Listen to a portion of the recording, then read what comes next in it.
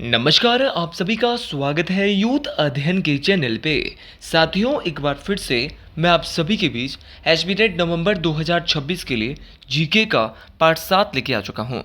Part 7 का जो पहला क्वेश्चन है कि तारीख ए रियासत सिरमौर नामक पुस्तक के लेखक कौन है। तो अगर बात करें तारीख ए रियासत सिरमौर जो पुस्तक है, इसके जो लेखक है वो आपके रंजौर सिंह है। ऑप्शन नंबर सी यहाँ पे बिल्कुल सही हो जाए। देखिए, तारीख ए रियासत सिरमौर जो बुक है वो रंजौर सिंह के द्वारा लिखी गई है। अब क्वेश्चन पूछने वाला क्वेश्चन और क्या पूछता है भाई, क्वेश्चन पूछने वाला क्वेश्चन पूछता है कि तारीख की रियासत सिरमौर बुक तो रंजौर सिंह के द्वारा लिखी गई है, लेकिन कई बार पेपर में ही सीधा क्वेश्चन पूछा गया है कि किन्नर लोक साहित्य जो किताब है वो किसके द्वारा लिखी गई है। तो किन्नर लोक साहित्य जो किताब है वो लिखी है बंशी राम शर्मा। ये नाम आपको डिटेल से और ये नाम आपको बेहतरीन तरीके से याद रखना है कि बंशी राम शर्मा के द्वारा कौन सी किताब लिखी गई है। तो बंशी राम शर्मा के द्वारा किन्नर लोक साहित्य किताब लिखी गई है। मेरे भाई, क्वेश्चन पूछने वाला क्वेश्चन ये भी पूछ लेता है कि जो हिमालयन बॉर्डरलैंड जो पुस्तक है वो किसने लिखी है। तो हिमालयन बॉर्डरलैंड जो बुक है वो राम राहुल के द्वारा लिखी गई है। ये क्वेश्चन भी कई बार पूछा गया है। अच्छा, क्वेश्चन पूछने वाले ने क्वेश्चन टेट परीक्षाओं में ही पिछले बार जो नवंबर वाला टेट हुआ था 2025 में, वहीं पर पूछा था कि हिस्ट्री ऑफ मंडी किसकी बुक है। तो हिस्ट्री ऑफ मंडी जो है वो आपकी विक्रम कायस्थ की बुक है। तो विक्रम कायस्थ की बुक है आपका हिस्ट्री ऑफ मंडी। और अगर क्वेश्चन पूछा जाएगा आपसे history of Mandi state, same किताब है लेकिन एक में स्टेट आता है, एक में खाली हिस्ट्री ऑफ मंडी आता है। अगर हिस्ट्री ऑफ मंडी आएगा तो विक्रम कायस्थ है, और अगर हिस्ट्री ऑफ मंडी स्टेट आएगा तो आपका मनमोहन सिंह है। साथियों, अगर आप भी एचपीटेट नवंबर 2026 की तैयारी कर रहे हैं और इसी बार अपना एचपीटेट क्वालिफाई करना चाहते हैं तो यूथ अध्ययन एकेडमी के साथ मात्र और मात्र 499 रुपीज़ में आप जुड़ सकते हैं। साथियों, हम आपको देंगे लाइव प्लस रिकॉर्डेड क्लासेस। जो क्लास लाइव होगी उस क्लास को आप एज इट इज़ रिकॉर्डेड भी देख सकते हैं। तो लाइव प्लस रिकॉर्डेड क्लासेस के साथ हमारे साथ जुड़ सकते हैं और साथ में आपको फ्री हैंड रिटन नोट्स मिलने वाले हैं। तो अगर आप हमारे बैच के साथ जुड़ना चाहते हैं तो 7876145409 तो इस नंबर पर आप हमारे साथ जुड़ सकते हैं और हमारे बैच का हिस्सा बन सकते हैं। ये हमारा कॉन्टैक्ट नंबर है। साथियों, हिस्ट्री ऑफ मंडी जो बुक है वो लिखी है आपके विक्रम कायस्थ ने, लेकिन अगर हिस्ट्री ऑफ मंडी स्टेट आएगा तो वो लिखी है मनमोहन सिंह के द्वारा। अब कई बार क्वेश्चन ये भी पूछा गया है कि किताब है जिस किताब का नाम है आपका Himachal Pradesh its shape and states. देखिए, Himachal Pradesh its shape and state जो बुक है वो लिखी है डॉक्टर यशवंत सिंह परमार के द्वारा, जो कि हिमाचल प्रदेश के प्रथम आपके मुख्यमंत्री है। उसी प्रकार पोलेंड्री इन हिमालयाज और पोलेंड्री इन हिमालयाज के अलावा आपकी एक बुक है जिसका नाम है आपका Himachal Pradesh its shape and state. तो ये दोनों ही किताबें हिमाचल प्रदेश के प्रथम मुख्यमंत्री यशवंत सिंह परमार के द्वारा लिखी गई है। ये बात आपको डिटेल से, ये बात आपको मोस्ट इंपॉर्टेंट तरीके से याद रखनी है। साथियों, दोनों ही किताबें बहुत ज़्यादा इंपॉर्टेंट है। चलिए जी, अगले क्वेश्चन की ओर बढ़ते हैं। अगला क्वेश्चन इससे भी इंपॉर्टेंट होने वाला है। अगला क्वेश्चन है कि 2011 की जनगणना के अनुसार हिमाचल प्रदेश की साक्षरता दर क्या है। देखिए, 2011 की जो जनगणना हुई थी उसके अनुसार हिमाचल प्रदेश की जो साक्षरता दर है वो कितनी है, क्वेश्चन ये पूछा जा रहा है। तो 2011 की जो साक्षरता दर है उसके अनुसार हिमाचल प्रदेश की जनसंख्या जो साक्षरता दर है वो आपकी 82.80% है। ये बात आपको इंपॉर्टेंट तरीके से याद रखनी है। साथियों, क्वेश्चन पूछने वाला क्वेश्चन क्या पूछता है। अब क्वेश्चन पूछने वाला क्वेश्चन ये पूछ लेता है कि 2011 के अनुसार पुरुष साक्षरता दर कितनी है। आपके पुरुष कितने पढ़े हुए थे, तो वो थी 89 दशमलव आपका 53%। ये बात आपको डिटेल से याद रखनी है। अच्छा, उसके अलावा क्वेश्चन ये भी पूछा जाता है कि महिला साक्षरता दर कितनी है। तो महिला साक्षरता दर 75.93% है। ये बात आपको मोस्ट इंपॉर्टेंट तरीके से याद रखनी है कि 75.93% आपकी क्या है। तो 75.93% आपकी महिला साक्षरता दर है। साथियों, ये तमाम क्वेश्चन मोस्ट इंपॉर्टेंट है। ये तमाम क्वेश्चन वो क्वेश्चन है जो बार बार परीक्षाओं में पूछे जाते हैं। अच्छा, क्वेश्चन पूछने वाला क्वेश्चन पूछता है कि आपका महिलाएं तो है वो जो 75.93% पढ़ी हुई थी, और पुरुष जो है वो 8-9 दशमलव आपका 5-3% पड़े हुए थे। उसी प्रकार क्वेश्चन ये पूछा जाता है कि हिमाचल प्रदेश का लिंग अनुपात सेक्स रेशो 2011 में कितना था। ये क्वेश्चन मोस्ट इंपॉर्टेंट बनता है। तो 2011 में हिमाचल प्रदेश का लिंग अनुपात 972 था। ये बात कई बार टेट परीक्षाओं में पूछी गई है। फिर क्वेश्चन पूछेगा कि लिंग अनुपात 972 था, किस जिले का लिंग अनुपात सर्वाधिक था। लिंग अनुपात हिमाचल का तो 972 था, लेकिन सबसे अधिक जो लिंग अनुपात था वो हमीरपुर जिले का 1095 था। फिर क्वेश्चन पूछने वाला क्वेश्चन पूछता है कि सबसे कम लिंग अनुपात किसका था। तो मेरे भाई जो सबसे कम लिंग अनुपात जो है वो किसका था, तो सबसे कम जो लिंग अनुपात था वो था आपका किस जिले का, किन्नौर जिले का। भाई किन्नौर जिले का जो लिंग अनुपात था वो बहुत कम था। अब आप बोलेंगे कि बहुत कम था तो कितना था, तो 818, कई किताबों में 819 भी बताया गया। तो दोनों को आप लेके चलेंगे तो बात बनने वाली है। अच्छा, क्वेश्चन पूछने वाला क्वेश्चन पूछ सकता है कि हिमाचल प्रदेश का जनसंख्या घनत्व कितना है। तो 2011 के अनुसार महादेव की कृपा से हिमाचल प्रदेश का जो जनसंख्या घनत्व है क्या होता है, पॉपुलेशन डेंसिटी। तो पॉपुलेशन डेंसिटी होती है कि 1 किलोमीटर के पीछे कितने लोग रहते हैं। तो हिमाचल में 1 किलोमीटर के पीछे लगभग 123 लोग, यही हिमाचल प्रदेश का जनसंख्या घनत्व है। तो तमाम क्वेश्चन मोस्ट इंपॉर्टेंट है, तमाम क्वेश्चन परीक्षाओं में बार बार पूछे जाते हैं, इसीलिए आपको इन सभी क्वेश्चन को डिटेल से याद रखना है। ये आंकड़ों वाले जो क्वेश्चन होते हैं यहाँ पे आपको दिक्कत जरूर आती है, लेकिन क्वेश्चन को डिटेल से कैच करना पड़ता है। अगला जो क्वेश्चन बोल रहा है कि हिमाचल प्रदेश विधानसभा के प्रथम अध्यक्ष कौन है। तो हिमाचल प्रदेश की जो विधानसभा है इसके जो प्रथम अध्यक्ष है उनका नाम है पंडित जयवंत राम। ऑप्शन नंबर डी यहाँ पे बिल्कुल सही हो जाएगा। अच्छा, क्वेश्चन पूछने वाला क्वेश्चन पूछेगा कि हिमाचल प्रदेश के जो विधानसभा है उसके प्रथम अध्यक्ष जो है आपकी पंडित जयवंत राम है। लेकिन क्वेश्चन पूछने वाला क्वेश्चन आपसे ये भी पूछ सकता है कि हिमाचल प्रदेश की प्रथम महिला विधानसभा अध्यक्ष कौन है। तो प्रथम महिला, फर्स्ट वुमेन जो विधानसभा स्पीकर हिमाचल प्रदेश की बनी थी वो बनी थी विद्या स्टोक्स। ये नाम आपको जरूर मोस्ट इंपॉर्टेंट तरीके से याद रखना है। तो विद्या स्टोक्स का नाम आपको याद रखना है, आपको पंडित जयवंत राम का नाम याद रखना है। मेरे भाई आपको नाम याद रखना है हिमाचल प्रदेश के प्रथम राज्यपाल का। तो हिमाचल प्रदेश के पहले राज्यपाल, ये क्वेश्चन टेट परीक्षाओं में एक बार नहीं कई बार पूछा गया है। तो हिमाचल प्रदेश के प्रथम राज्यपाल है श्री एस चक्रवर्ती। मेरे भाई एक एक नाम को याद रखना होता है, इसीलिए यूथ अध्ययन यूट्यूब चैनल आपके साथ हमेशा खड़ा है। आप इसी तरह की पढ़ाई करते रहिएगा, आपको कोई भी दिक्कत परेशानी होने वाली नहीं है। अच्छा, विधानसभा के प्रथम अध्यक्ष और महिला अध्यक्ष और अध्यक्ष दोनों की बात कर ली, लेकिन हो सकता है कल के लिए क्वेश्चन पूछने वाला क्वेश्चन ये पूछ ले कि हिमाचल प्रदेश के प्रथम विधानसभा उपाध्यक्ष कौन है। और ये क्वेश्चन टेट में कई बार आ भी रखा है कि फर्स्ट डिप्टी स्पीकर इन विधानसभा, तो विधानसभा के पहले उपाध्यक्ष जो है वो श्री कृष्णचंद है। आपको गलती क्यों करनी है, हम गलती नहीं करते हैं, यूथ अध्ययन के जो बच्चे हैं वो कभी भी गलती नहीं करते हैं।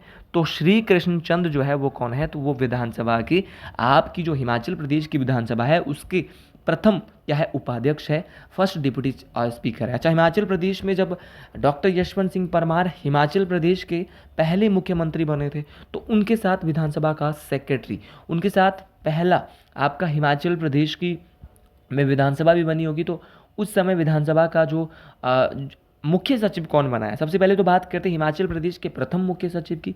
First chief secretary in Himachal Pradesh, तो हिमाचल प्रदेश के प्रथम मुख्य सचिव है KL मेहता। क्या नाम है, KL मेहता, आपको जरूर याद रखना है। अच्छा, क्वेश्चन पूछने वाला क्वेश्चन और क्या पूछता है भाई, क्वेश्चन पूछने वाला क्वेश्चन पूछता है कि हिमाचल प्रदेश की जो विधानसभा है, विधानसभा में भी सेक्रेटरी होता है, तो हिमाचल प्रदेश की विधानसभा का प्रथम सचिव कौन है।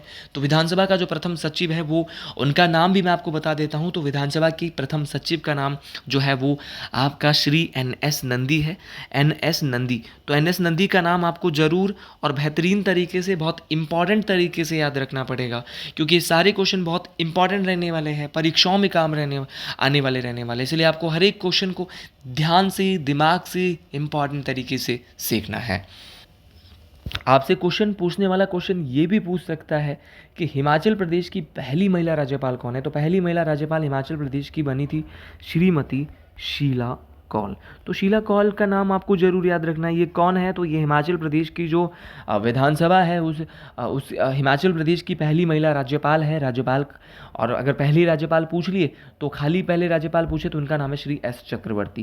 क्वेश्चन पूछने वाला क्वेश्चन कुछ भी पूछ ले, आपको गलती नहीं करनी है। जैसे कि क्वेश्चन पूछा जाता है कई बार कि हिमाचल प्रदेश के प्रथम उपराज्यपाल, आपका जो फर्स्ट जो आपका डिप्टी गवर्नर है, आपका हिमाचल प्रदेश के जो पहले उप राज्यपाल हैं वो हमारे मेजर जनरल हिम्मत सिंह। कौन, क्या नाम था? मेजर जनरल हिम्मत सिंह।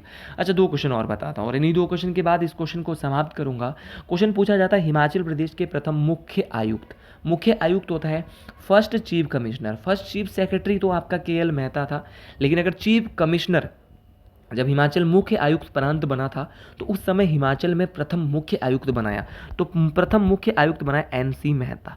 NC मेहता, तो NC मेहता हिमाचल प्रदेश के प्रथम आपके मुख्य आयुक्त बनते हैं। और फर्स्ट डिप्टी चीफ कमिश्नर, अगर पहला आपका बात करें, फर्स्ट पहला उप मुख्य आयुक्त हिमाचल प्रदेश का जो बना था वो बना था EP मून। कौन बना था? E Penderel Moon. Shirgul Maharaj की कृपा अगर आपके ऊपर भी है और आपको भी मेरी वीडियो अच्छी लग रही है तो कमेंट बॉक्स में जय शिरगुल महाराज, जय मां भंग्याणी जरूर लिखेंगे। चलिए जी, अगला क्वेश्चन बोल रहा है कि कालेश्वर मेला किस जिले में मनाया जाता है। देखिए, बात करें आपकी कालेश्वर फेयर की, आपकी कालेश्वर मेले की, तो जो कालेश्वर मेला है वो हिमाचल प्रदेश के कांगड़ा जिले में, ऑप्शन नंबर C के साथ हम जाएंगे। अच्छा, क्वेश्चन पूछने वाला क्वेश्चन पूछेगा कि जो कालेश्वर मेला है वो एक जिला स्तरीय मेला है क्या राज्य स्तरीय मेला है? तो कालेश्वर मेला आपका राज्य स्तरीय मेला है, ये बात आपको बेहतरीन तरीके से याद रखनी है मेरे भाई। क्वेश्चन पूछने वाला क्वेश्चन पूछेगा आपका नागिनी मेला कहाँ लगता है? तो नागिनी मेला नूरपुर कांगड़ा में लगता है, तो नूरपुर कांगड़ा में ही आपका नागिनी मेला लगता है। अच्छा, कांगड़ा की बात कर ही रहे हैं तो ज्वालामुखी मेला अक्टूबर के महीने में ये भी कांगड़ा में लगता है। आपका डल मेला, डल मेले की जब भी मैं बात करता हूँ तो ये आपका डल मेला जो है वो अगस्त महीने में आपका धर्मशाला के आसपास लगता है। ये तमाम मेले आपको याद रखने हैं, और तमाम मेले जब आप याद रखेंगे तो आपके दिमाग में चीज़ें बैठेगी तो मज़ा आने वाला है। अच्छा, शिमला में कुछ मेलों की बात करते हैं तो शिमला में तो बहुत सारे मेले हैं, जैसे कि शिमला का जो सबसे फेमस मेला है वो आपका सिप्पी मेला। तो सिप्पी मेले की जब भी मैं बात करता हूँ तो ये जो मेला है वो आपकी शिमला के कहाँ पे लगता है? तो मशोबरा में लगता है। अच्छा, मशोबरा शिमला की जब बात कर ही ली है तो मशोबरा में एक मेला और लगता है भैंसों का मेला। तो भैंसों का मेला और सिप्पी मेला दोनों के दोनों मशोबरा में लगते हैं। अच्छा, पत्थर का खेल मेला कहाँ लगता है? तो पत्थर का जो खेल मेला है वो आपका हलोग में लगता है। ये बात आपको डिटेल से याद रखनी है, और ये जो है अक्टूबर नवंबर में लगता है जो पत्थर का खेल मेला है। अच्छा, सिप्पी मेला और भैंसों का जो मेला है वो तो सर आपने बताया नहीं कि कब लगता है। तो सिप्पी मेला तो लगता है मई में, और भैंसों का जो मेला लगता है मशोबरा में वो लगता है सितंबर में। अच्छा, एक क्वेश्चन और पूछा जाता है कि चांद मेला कहाँ लगता है? तो चांद मेला आपका शिमला में लगता है। अच्छा, लवी मेला कहाँ लगता है? तो लवी मेला रामपुर बुशहर शिमला में ही लगता है। और रवि जो शिमला का जो लवी मेला है ना, उसकी शुरुआत कराई थी रामपुर के एक राजा होते थे कहरी सिंह। तो कहरी सिंह के द्वारा यहाँ पे शुरुआत कराई गई थी लवी मेले की। ये बात आपको बेहतरीन तरीके से याद रखनी है। आपका शिमला में ही समर फेस्टिवल होता है जून महीने में, अभी पीछे हुआ था, क्या मस्त समर फेस्टिवल था। और विंटर कार्निवल जो होता है वो मनाली में फरवरी महीने में होता है। ये सारी बातें आपको बेहतर तरीके से डिटेल से याद रखनी है। उसी प्रकार किन्नौर की बात करें तो किन्नौर में नववर्ष के आगमन पर लोसर फेस्टिवल मनाया जाता है। अच्छा, किन्नौर में ही आपका लोसर के अलावा आपका एक फेस्टिवल और है फुलेज फेस्टिवल। फुलेज त्यौहार आपका किन्नौर में मनाया जाता है। तो तमाम जो है किन्नौर की भी आपको डिटेल से बेहतर तरीके से याद रखना है। चलिए जी, अगले क्वेश्चन की ओर बढ़ते हैं। अगला क्वेश्चन है कि सन 1903 में नालदेहरा में गोल्फ मैदान का निर्माण किसने करवाया? अब भाई बात हो रही है 1903 की, तो आपको सबसे पहले अगर हिस्ट्री आपने थोड़ी बहुत पढ़ी होगी तो आप ये बात तो जानते ही है कि 1899 से लेकर 1905 तक भारत का वायसरॉय कौन था। तो आपने जब यहाँ से ये बात पकड़ी कि आपका जो लॉर्ड जो कर्जन है वो उस समय क्या होता था, भारत का वॉइसरॉय होता था, वो तो ऑप्शन में ही नहीं है। तो क्या नन ऑफ दीज भी ऑप्शन हो सकता है? डेफिनेटली हो सकता है। एग्जामिनर ने आपको चेक करने के लिए ऐसा क्वेश्चन दिया है कि आप कितना चेक करते हो, आपके पास कितनी नॉलेज है, आप कितना चेक कर सकते हो एक इंसान को। तो ऑप्शन नंबर डी यहाँ पे बिल्कुल सही होगा। 1903 में जो है वो शिमला के नालदेहरा में जो है वो गोल्फ मैदान का जो निर्माण है वो लॉर्ड कर्जन के समय हुआ था। और ये वही लॉर्ड कर्जन है जिनके समय 1905 में बंगाल का विभाजन हुआ था। बंगाल का विभाजन किसके समय, किस वॉइस रॉय के समय हुआ था? तो भाई लॉर्ड कर्जन के समय हुआ था। ये ऐसे क्वेश्चन आपको याद रखने हैं। अच्छा, लॉर्ड कैनिंग कौन है? तो भारत की प्रथम वॉइस रॉय है। इनके समय ही 1857 का विद्रोह हुआ था। इनके द्वारा ही भारत में भारतीय दंड संहिता होता है आईपीसी। आईपीसी की जो धारा है उसको लागू किया गया था। तो भारत में जो भारतीय दंड संहिता जो लाया था वो भी लॉर्ड कैनिंग ने लाया था। और जो लॉर्ड डलोजी है जिसने जो डॉक्ट्रिन ऑफ लेफ्ट चलाया था, व्यपगत का जो सिद्धांत चलाया था, उसको ख़त्म करने का काम भी लॉर्ड कैनिंग ने किया था। तो इन्होंने क्या क्या काम किया था? एक तो 1857 की क्रांति के समय भारत के गवर्नर जनरल थे, भारत के पहले वॉइस रॉय बने थे। साथ में इन्होंने क्या किया था, जो आईपीसी की जो भारतीय दंड संहिता है उसको लागू किया था। साथ में डलोजी के द्वारा चलाया गया जो व्यपगत का सिद्धांत है उसको ख़त्म किया था।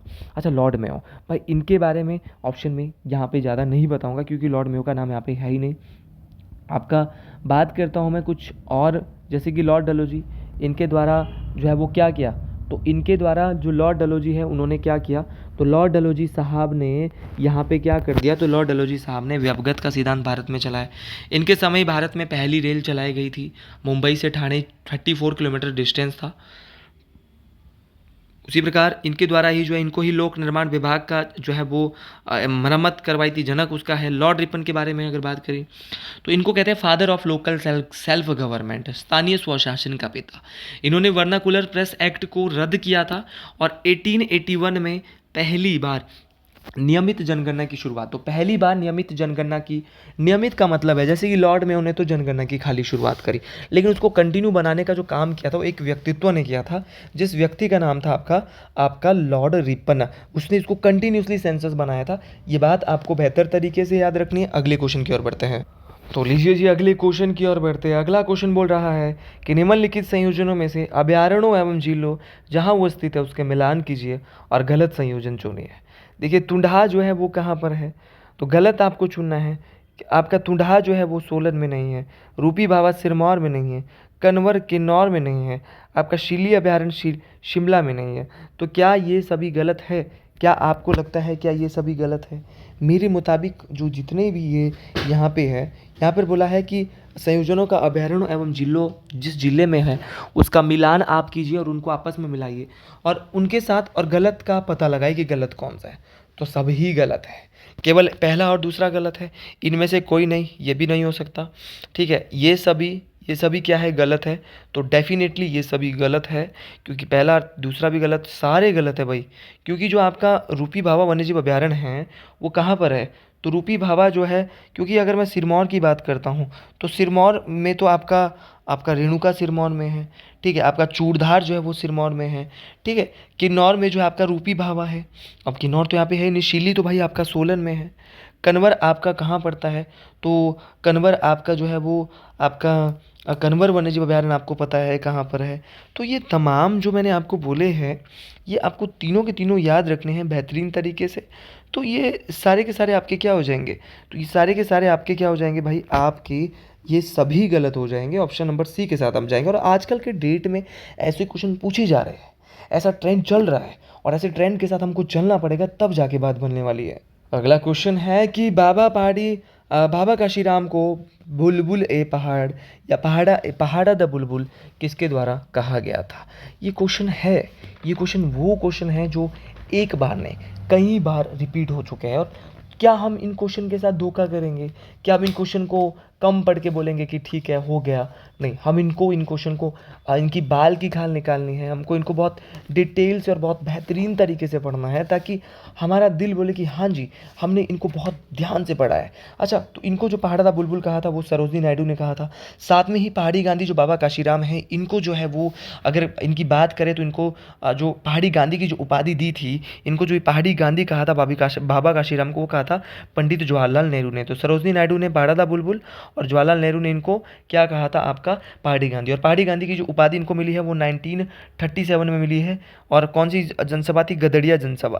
ठीक है, ये काले कपड़े पहनते थे, आज़ादी तक इन्होंने काले कपड़े ही पहने थे। उसी प्रकार जो पहाड़ी गांधी बाबा काशीराम है वो कांगड़ा से संबंध रखते हैं। ये बात भी आपको डिटेल से याद रखनी है। साथियों, ये कांगड़ा के कहाँ से संबंध रखते हैं? तो कांगड़ा के डाडा सीबा गाँव के गुर नकड़ गाँव से ये संबंध रखते हैं। ये बात आपको डिटेल से याद रखना है। 1902 में ये स्वाधीनता संग्राम में कूदे थे। ये बात आपको बेहतरीन तरीके से डिटेल से याद रखनी है। मैं यही बोलूँगा कि आप बेहतरीन तरीके से पढ़ते रहिएगा। और आप कहाँ से हमारे साथ जुड़े हैं ये ज़रूर बताइएगा। किस ज़िले से आप हमारे साथ जुड़े हैं और कैसी आपको हमारी वीडियो लगती है ये भी आप ज़रूर बताइएगा। और अभी बहुत सारा सुधार और हमको करना है। डिजिटल स्क्रीन के माध्यम से आपके बीच बहुत सारी वीडियोज़ आने वाली है, जिसका कंटेंट बिल्कुल तैयार हो रहा है। और अगर आप भी हमारे साथ हैं तो कमेंट बॉक्स में आप सभी लोग जय श्री गुल महाराज हर हर महादेव जरूर लिखें। और जो भी हमारा भाई हमारे साथ जुड़ना चाहता है वो 7876145409 इस नंबर पे जुड़ सकता है। सभी का मोस्ट वेलकम है, सभी का अभिनंदन है। आप अपना प्यार और आशीर्वाद अपने छोटे भाई पे बनाएंगे। आप किसी भी स्ट्रीम की तैयारी कर रहे हैं आप जुड़ सकते हैं 7876145409। आज ही जुड़िए, मात्र और मात्र 499 रुपीज़ मंथ में। ठीक है, तो 499 रुपीज़ आपको मंथली देना है, कोई बहुत ज़्यादा 1000 1200 1500 नहीं है। तो तमाम साथियों को अगर मेरी वीडियो अच्छी लगी हो, शिरगुल महाराज की जय, हर हर महादेव जरूर लिखिएगा। और आपको मिलते हैं एक नई वीडियो में एक नई जोश के साथ। और सभी साथियों को राधे राधे, हर हर महादेव।